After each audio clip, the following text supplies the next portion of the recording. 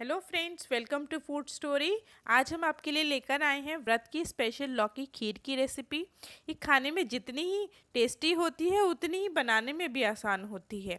तो चलिए एक बार इंग्रेडिएंट्स पे नज़र डाल लेते हैं।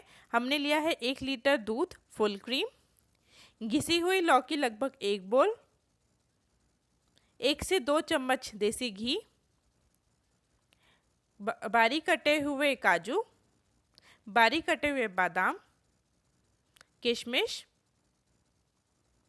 और चीनी लगभग आधा बोल।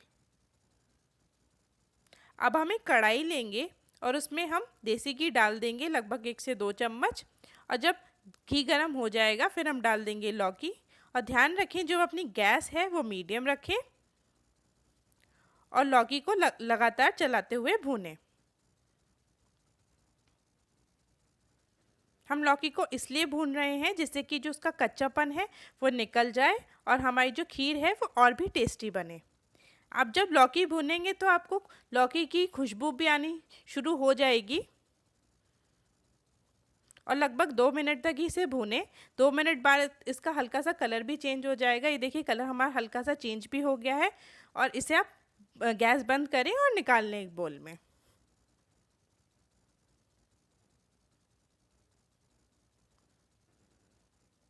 अब हम एक कढ़ाई लेंगे या फिर भगोना जिसमें भी आपको खीर बनानी है और उसमें डाल देंगे दूध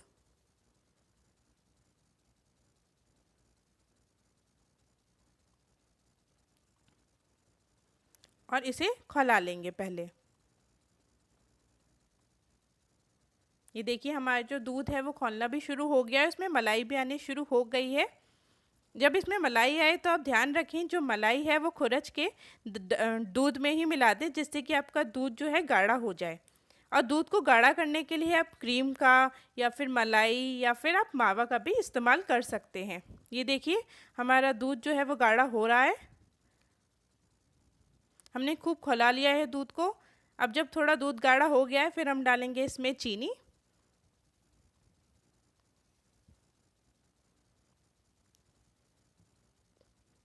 चीनी को मिक्स कर लेंगे थोड़ा सा।